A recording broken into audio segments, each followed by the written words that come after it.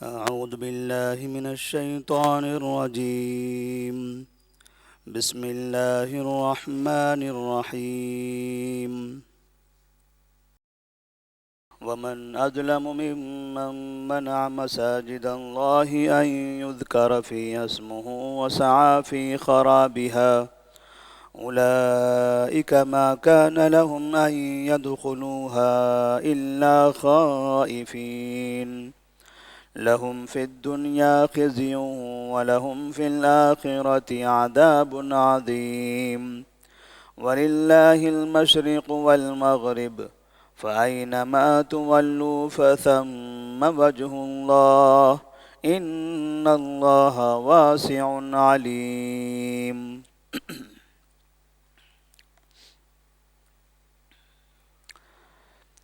سورۃ البقرہ آیت نمبر 114 اور 115. اللہ تبارک و تعالی ان آیات میں ایسے لوگوں کا تذکرہ فرما رہا ہے جو لوگ اللہ تبارک و تعالی کی عبادت سے اللہ کے بندوں کو روکتے ہیں، اللہ کی مساجد میں انسانوں کو آنے سے منع کرتے ہیں۔ مسجد کا مقصد ہے اللہ کی عبادت کرنا، اور مسجد اللہ کی عبادت کے لیے ہی بنائی جاتی ہے، لیکن اگر اس مسجد میں اللہ کی عبادت سے اللہ کے بندوں کو روکا جائے تو اللہ تبارک و تعالیٰ فرماتے ہیں کہ یہ انتہائی بڑا ظالم انسان ہے۔ وَمَنْ أَظْلَمُ مِمَّنْ مَنَعَ مَسَاجِدَ اللَّهِ أَنْ يُذْكَرَ فِيهَا اسْمُهُ وَسَعَىٰ فِي خَرَابِهَا۔ اس سے بڑا ظالم کون ہے جو اللہ کی مساجد سے روکتا ہے اس بات سے کہ اس میں اس کا نام لیا جائے، وَسَعَىٰ فِي خَرَابِهَا، اور ان مساجد کی بربادی کی کوشش کرتا ہے۔ تو جو شخص اللہ تبارک و تعالیٰ کی مسجد سے اس میں اللہ کا نام لینے سے لوگوں کو روکے، اللہ تبارک و تعالیٰ فرماتے ہیں اس سے بڑا ظالم اور کون ہو سکتا ہے۔ اس طرح سے کئی مرتبہ واقعات پیش آتے رہتے ہیں کہ کبھی بیت المقدس میں نماز پڑھنے سے اللہ کے بندوں کو روکا گیا، اور ایک زمانہ ایسے بھی تھا جب نبی کریم صلی اللہ علیہ وسلم کو اور صحابہ رضی اللہ تعالیٰ عنہم کو کعبے میں نماز پڑھنے سے منع کیا گیا۔ آپ صلی اللہ علیہ وسلم اور صحابہ اب کعبے میں نماز پڑھنے کے بجائے گھروں میں نماز پڑھا کرتے تھے، اس لیے کہ وہاں نماز پڑھنے پر کفار مکہ تکلیف دیتے، پریشان کرتے۔ حالانکہ کعبہ، اس کی تعمیر، اس کی توسیع، اس کی نگرانی، اس کی حفاظت، اس کا مقصد تھا کہ اللہ کی وہاں عبادت کی جائے۔ ابراہیم علیہ السلام نے کعبے کو اللہ کی عبادت کے لیے بنایا تھا۔ اسی طرح سے بعض مرتبہ ہمارے معاشرے میں بھی ہم دیکھتے ہیں، آج کے دور میں بھی، کہ بہت سے لوگ اپنی مساجد سے اللہ کے بندوں کو منع کرتے ہیں، اپنی مساجد کے سامنے بورڈ لگا دیتے ہیں کہ ہماری اس مسجد میں فلاں فلاں مسلمان نماز پڑھنے نہ آئے، یعنی جن کا ان کے مسلک سے تھوڑا بہت اختلاف ہے، ان مسلکوں کا باقاعدہ نام لکھا جاتا ہے کہ فلاں مسلک والے اور فلاں طرح کی نماز پڑھنے والے ہماری مسجد میں برائے کرم نہ آئیں۔ کئی جگہوں پر ایسے مساجد میں بورڈ لگائے گئے، بعض مرتبہ میڈیا نے ایسے بورڈوں کو اس کی تشہیر بھی کیا، بعض لوگوں نے ان کی مذمت بھی کی، لیکن ابھی بھی بسا اوقات بعض مساجد میں اس طرح سے بورڈ موجود ہیں۔ تو لوگوں کو اللہ کی مسجد سے روکنا، اللہ کی مسجد میں نماز پڑھنے سے منع فرمانا، اللہ فرماتے اس سے بڑا ظالم اور کون ہو سکتا ہے۔ اور کئی جگہوں پر ایسا بھی ہوتا ہے کہ کہیں پر لوگ اللہ کی مسجد تعمیر کرنے کی کوشش کرتے ہیں، مقصد یہ ہوتا ہے کہ ہم یہاں اللہ کے لیے نماز پڑھیں، اس کی عبادت کریں، تو باقاعدہ مسلمان ان مساجد کی تعمیر میں رکاوٹ ڈالتے ہیں، مسجد کی تعمیر سے منع کر دیتے ہیں۔ جو ملک کے، جو شہر کے کفار ہیں، جو غیر مسلمین ہیں، باقاعدہ وہ مسجد کی تعمیر کرنے کا پرمیشن دیتے ہیں، اجازت دیتے ہیں، لیکن ہمارے ہی مسلمان اللہ کی مسجد کی تعمیر کرنے سے روک دیتے ہیں اور روکنے اور تعمیر کرنے سے منع کرتے ہیں، جس کی وجہ یہ ہے کہ آج بھی سینکڑوں مسجدیں ایسی ہیں سرکار نے اس کی تعمیر کا پرمیشن دیا ہوا ہے، لیکن مسلمانوں نے اپنے مسلک کی وجہ سے ان مساجد کو تعمیر ہونے سے روک دیا۔ ومن اظلم ممن منع مساجد اللہ ان یذکر فیہا اسمہ وسعی فی خرابہا، اس کے بربادی کی کوشش کیا۔ بربادی کی کوشش کرنے کا ایک مقصد تو یہ ہوتا ہے کہ مسجد تعمیر ہونے سے ہی روک دینا، ایک مطلب اس کا یہ بھی ہو سکتا ہے کہ مسجد تعمیر ہو جائے تو اس کو گرا دینا، منہدم کر دینا، اور ایک مطلب یہ بھی ہوتا ہے کہ مسجد تو تعمیر موجود ہے، اس کا ڈھانچہ موجود ہے، لیکن مسجد میں نماز پڑھنے سے منع کرنا۔ اس لیے کہ مسجد موجود ہو اور نماز پڑھنے سے منع کر دیا جائے، یہ بھی اس کی بربادی ہے۔ اولئک ما کان لهم ان يدخلوها الا خائفین، اللہ تبارک و تعالیٰ فرماتے ہیں ایسے لوگوں کو جو اللہ کی مساجد سے اللہ کے بندوں کو روکتے ہیں، انہیں چاہیے کہ وہ ان مساجد میں داخل نہ ہوں مگر ڈرتے ہوئے، کیونکہ انہوں نے برا کام کیا ہوا ہے۔ بلکہ ایسے لوگوں کو تو مسجد سے قریب نہیں آنا چاہیے، جو مسجد سے نفرت کرتے ہیں، مسجد میں نماز پڑھنے سے لوگوں کو روکتے ہیں، تو ان کے لیے تو ان کی یہ جگہ نہیں ہے، یہ جگہ ان لوگوں کے لیے ہے جو اللہ کی عبادت کرنا چاہتے ہیں۔ جو اللہ کی عبادت نہیں کرتے، جو اللہ کی عبادت نہیں چاہتے، ان کی جگہ مسجد نہیں ہے، ایسے لوگوں کو مسجد کے قریب بھی نہیں رہنا چاہیے۔ ہاں، اگر وہ کبھی مسجد کی طرف آنا چاہیں تو انہیں اللہ سے ڈرنا چاہیے کہ اس جگہ پر آنے کے بعد پھر سرکشی نہ کریں، یہ اللہ کا گھر ہے، یہ برائی کی جگہ نہیں ہے، یہ آپ کے فتنے و فساد کی جگہ نہیں ہے کہ یہاں آ کر آپ فتنہ و فساد پھیلاتے رہیں۔ لہم فی الدنیا خزی ولہم فی الآخرۃ عذاب عظیم، جو لوگ اللہ کی عبادت سے اللہ کے بندوں کو روکتے ہیں، اللہ تبارک و تعالیٰ ان کے بارے میں فرماتا ہے ان کے لیے دنیا میں رسوائی ہے اور آخرت میں بڑا عذاب ہوگا۔ جو کسی بھی طرح سے اللہ کے مسجد سے منع کرتے ہیں، روکتے ہیں، ایسے لوگوں کے لیے دنیا میں بھی رسوائی ہوگی اور آخرت میں بھی بہت بڑا عذاب ہوگا۔ اور یہ کافروں کے ساتھ خاص نہیں ہے، یہ ہر اس شخص کے ساتھ ہے جو یہ حرکت کرتا ہے، جو یہ برائی کرتا ہے۔ وَلِلَّهِ الْمَشْرِقُ وَالْمَغْرِبُ فَأَيْنَمَا تُوَلُّوا فَثَمَّ وَجْهُ اللَّهِ إِنَّ اللَّهَ وَاسِعٌ عَلِيمٌ، اللہ ہی کے لیے مشرق اور مغرب ہے، جہاں بھی تم منہ کرو وہاں اللہ کا چہرہ ہے۔ إِنَّ اللَّهَ وَاسِعٌ عَلِيمٌ، بے شک اللہ تبارک و تعالی وسعت والا اور بڑے علم والا ہے۔ مشرق و مغرب اللہ کی ہے، ساری کائنات اللہ تبارک و تعالیٰ کی ہے۔ ہمیں جب نماز پڑھنا ہوتا ہے تو ہم کعبے کی طرف منہ کرتے ہیں، قبلہ ہمارا کعبہ ہے۔ یہاں سے جب ہم نماز پڑھتے ہیں تو ہمارا چہرہ مغرب کی طرف ہوتا ہے۔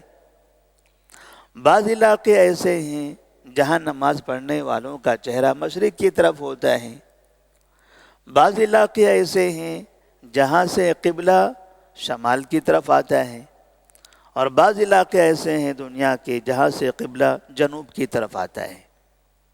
تو اس طرح سے کعبے کے چاروں طرف جو انسان جس سمت میں رہے گا، شمال میں کعبے سے شمال میں رہنے والے جنوب کی طرف منہ کر کے نماز پڑھیں گے، جنوب میں رہنے والے شمال کی طرف منہ کر کے نماز پڑھیں گے۔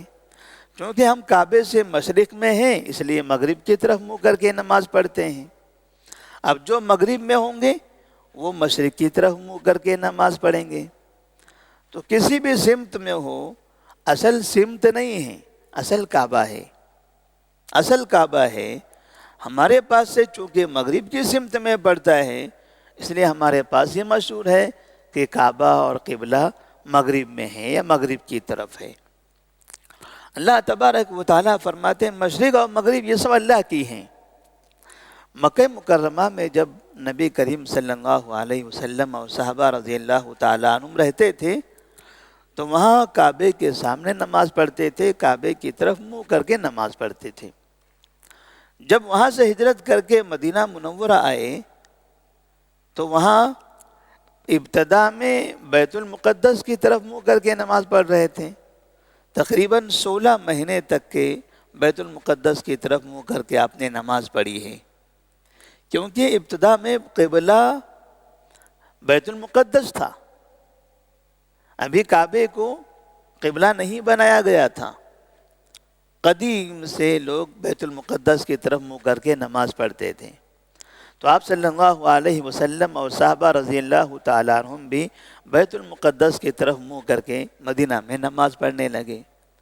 16 مہینے کے بعد اللہ تبارک و تعالیٰ نے قبلے کی تبدیلی کا اعلان کر دیا اور قبلہ بیت المقدس کے بجائے کعبے کو بنا دیا۔ نبی کریم صلی اللہ علیہ وسلم اور آپ کے تمام صحابہ اب یہاں سے بیت المقدس کے بجائے کعبے کی طرف منہ کر کے نماز پڑھنے لگے جو مکہ میں ہیں۔ یہودیوں نے دیکھا کہ مسلمان ابھی تک تو ہمارے قبلے کی طرف منہ کر کے نماز پڑھ رہے تھے، بیت المقدس وہ اپنا قبلہ سمجھتے تھے چونکہ وہ بنو اسرائیل میں سے ہیں اور وہاں بنو اسرائیل ہوا کرتے تھے۔ یہ ابھی تک کہ ہمارے قبلے کی طرف منہ کر کے نماز پڑھتے تھے اور اب انہوں نے اچانک اپنا قبلہ بدل دیا ہے، یہ کعبے کی طرف منہ کر کے نماز پڑھ رہے ہیں۔ تو یہودی صحابہ کا مذاق اڑانے لگے کہ ابھی تک ادھر منہ کرتے تھے اب ادھر منہ کر رہے ہو، کیا یہ قبلہ خراب ہے؟ اور ابھی تک کہ ادھر منہ کر کے جو آپ نے نماز پڑھی ہے ان نمازوں کا کیا ہوگا؟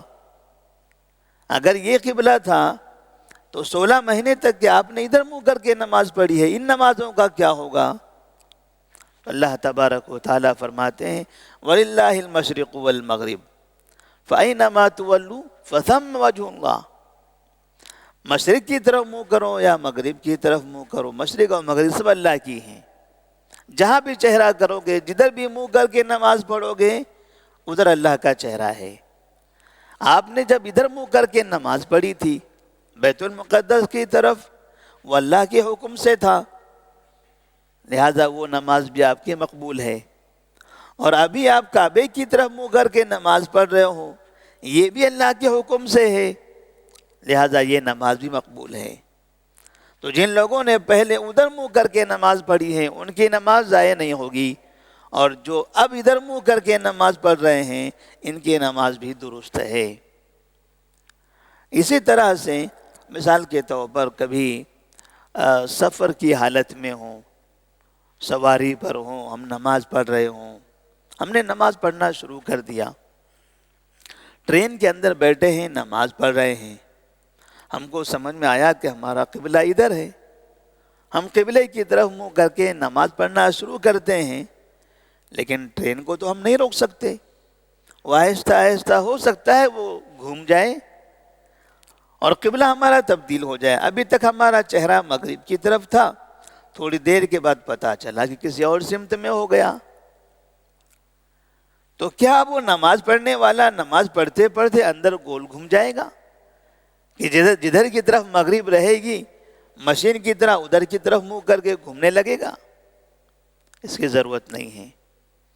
جب ابتدا اس نے مغرب کی طرف منہ کر کے نماز شروع کیا تھا اور دوران نماز اگر وہ ٹرین گھوم جاتی ہے یا ہوائی جہاز میں ہے وہ گھوم جاتا ہے تو ایسی صورت میں ہماری نماز تب بھی صحیح ہے۔ وَلِلَّهِ الْمَشْرِقُ وَالْمَغْرِبُ فَأَيْنَمَا تُوَلُّوا فَثَمَّ وَجْهُ اللَّهِ، اس لیے کہ یہاں ہم معذور ہیں، یہاں ہم ٹرین کو نہیں روک سکتے، ہوائی جہاز کو نہیں روک سکتے ہیں، یہاں ہم معذور ہیں۔ تو جس جگہ پر ہم معذور ہیں، اگر وہاں ہم نے کسی اور سمت میں منہ کر کے نماز پڑھ لیا تو اللہ تبارک و تعالی ہماری نماز کو قبول کر لے گا۔ صحابہ رضی اللہ تعالیٰ عنہم ایک مرتبہ سفر میں تھے، فجر کی نماز کے لیے بیدار ہوئے، نماز پڑھنی تھی، اور آسمان پر بادل چھائے ہوئے تھے۔ یہ سمجھ میں نہیں آ رہا تھا کہ قبلہ ہمارا کدھر ہے۔ لوگوں نے اپنے اپنے اندازے سے ادھر ادھر کوشش کی کہ ادھر ہوگا، ادھر ہوگا، ادھر ہوگا۔ کچھ لوگوں نے کہا ادھر ہے، کچھ لوگوں نے کہا ادھر ہے۔ بہرحال جس کو جس طرح سے جدھر قبلہ سمجھ میں آ رہا تھا ادھر منہ کر کے نماز پڑھ لیا۔ صبح ہو گئی اور سورج نکلنے لگا، تب بعد میں کسی کو پتا چلا کہ ہم نے تو ادھر منہ کر کے نماز پڑھا تھا، قبلہ تو ہمارا ادھر ہے۔ انہوں نے کہا ہم نے ادھر منہ کر کے نماز پڑھا تھا، قبلہ تو ادھر ہے۔ تو صحابہ رضی اللہ تعالیٰ عنہ کو ایسا لگا کہ ہماری نمازیں جو قبلے کے بغیر ہوئی ہیں، اب ان نمازوں کا کیا ہوگا؟ ہم نے تو نماز پڑھ لیا ہے۔ نبی کریم صلی اللہ علیہ وسلم سے جا کر واقعہ بتایا، یا رسول اللہ صلی اللہ علیہ وسلم، ہم نے تو کوشش کیا تھا قبلے کی طرف منہ کر کے نماز پڑھنے کی، مگر نہیں سمجھ میں آیا، بادل تھا اور آسمان پر دکھائی نہیں دے رہا تھا، اندازہ نہیں ہوا، پھر بھی نماز تو پڑھنا تھا، نماز تو نہیں چھوڑ سکتے تھے، نماز ہم نے وقت پر پڑھ لیا۔ لیکن بعد میں پتا چلا کہ جس سمت میں ہم نے منہ کر کے نماز پڑھی ہے ادھر ہمارا قبلہ نہیں ہے، تو اب ہمارے ان نمازوں کا کیا ہوگا؟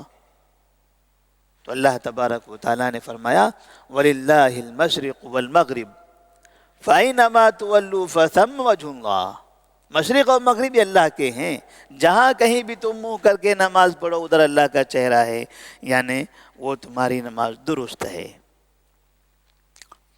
بعض مرتبہ سفر میں ہم جاتے ہیں، بعض علاقوں میں مسجدیں نظر نہیں آتی، نہ مسجد کے مینارے دکھائی دیتے ہیں، اور بعض جگہ ایسی بھی ہوتی ہیں کہ سورج بھی نظر نہیں آتا۔ بعض جگہ رات کے اوقات میں اگر ہم کہیں معلوم کرنا چاہیں کہ قبلہ کدھر ہے نہیں پتہ چلتا، لوگوں سے پوچھتے ہیں لوگ بھی نہیں بتاتے ہیں، یا ہمارے پاس وہ وسائل نہیں ہیں، جو نئے وسائل جن کا استعمال کر کے قبلہ معلوم کر سکتے ہیں، لیکن ہم نماز پڑھنا چاہتے ہیں، عشاء کی نماز ہمیں پڑھنی ہے، مغرب فجر کی نماز ہمیں پڑھنی ہے۔ اب نماز کیسے پڑھی جائے گی؟ ہوٹل میں ہیں، کسی جگہ پر قیام ہے ہمارا، نماز تو پڑھنا ہے، ہم نے کئی لوگوں سے معلوم کیا، کھڑکیاں کھول کر دیکھی، کہیں بھی سمجھ میں نہیں آیا۔ تو ایسی صورت میں نماز ہم کو ہر حالت میں پڑھ لینا ہے، ہمیں اندازہ لگانا ہے، کوشش کرنا ہے، اور جدھر ہمیں سمجھ میں آ جائے ادھر منہ کر کے نماز پڑھ لینی ہے۔ نماز پڑھنے کے بعد اگر ہمیں بعد میں کوئی شخص آ کر بتا دیتا ہے کہ ہمارا قبلہ ادھر ہے اور ہم نے تو ادھر منہ کر کے نماز پڑھی تھی، نماز ہماری ہو چکی تھی، تو ہماری نماز صحیح ہو جائے گی، ہم کو نماز دہرانے کی ضرورت نہیں ہے۔ وَلِلَّهِ الْمَشْرِقُ وَالْمَغْرِبُ فَأَيْنَمَا تُوَلُّوا فَثَمَّ وَجْهُ اللَّهِ إِنَّ اللَّهَ وَاسِعٌ عَلِيمٌ، بے شک اللہ تبارک و تعالیٰ وسعت والا ہے، اللہ کے پاس تنگی نہیں ہے، بندوں کو اللہ نے وسعت دی ہے۔ عبادت کر رہے ہیں تو عبادت میں ایسا باندھ کے نہیں رکھا ہے کہ آپ مر جاؤ لیکن عبادت کرو، ٹوٹ جاؤ لیکن بس میرے سامنے سجدہ کرو، نہیں، اپنی صحت کا بھی خیال کرو، اپنے فکر کا، اپنے اندازے کا، ساری چیزیں جس طرح سے آپ کو سہولت ہے سہولت کے ساتھ نماز پڑھیں، اللہ تبارک و تعالیٰ آپ کو وسعت دے رہا ہے، اور اللہ آپ کے حالات بھی تو جانتا ہے، واسع علیم، وہ علیم بھی تو ہے، وہ بھی تو جانتا ہے کہ آپ کیسے ہیں، آپ کی حالت کیسی ہے، آپ کے پاس کتنی قدرت ہے، کتنی استطاعت ہے، وہ جانتا ہے۔ اگر آسمان پہ ہی بادل آ گئے، یہ بادل کس کے حکم سے آئے ہیں؟ اللہ کے حکم سے۔ یہ بادل کو ہٹانا اب کس کا کام ہے؟ اللہ کا کام ہے۔ اب ہمیں آسمان نظر نہ آئے، ہمیں سمت نظر نہ آئے، اور ہم سے کہا جائے کہ جو سمت ہے اسی سمت میں منہ کر کے نماز پڑھو ورنہ آپ کی نماز نہیں ہوگی، تو ہم کہیں گے ٹھیک ہے، جس سمت میں ہے اس سمت میں منہ کر کے نماز پڑھیں گے، بادل ہٹا دیجئے۔ بادل تو ہٹنے والا نہیں ہے، بادل تو اپنی جگہ موجود ہے۔ تو اللہ فرماتے ہیں کوئی تکلف کی ضرورت نہیں ہے، جیسے آپ کو اندازہ ہو جائے ویسے آپ نماز پڑھ لیں، اللہ تبارک و تعالیٰ آپ کی نماز کو قبول کرنے والا ہے۔ اللہ سے دعا ہے کہ اللہ تبارک و تعالیٰ ہمیں صحیح طرح سے عبادت کرنے کی توفیق عطا فرمائے، ہماری عبادتوں کو قبول فرمائے، اور اللہ کی مساجد کو آباد کرنے کی توفیق دے۔ السلام علیکم ورحمۃ اللہ وبرکاتہ۔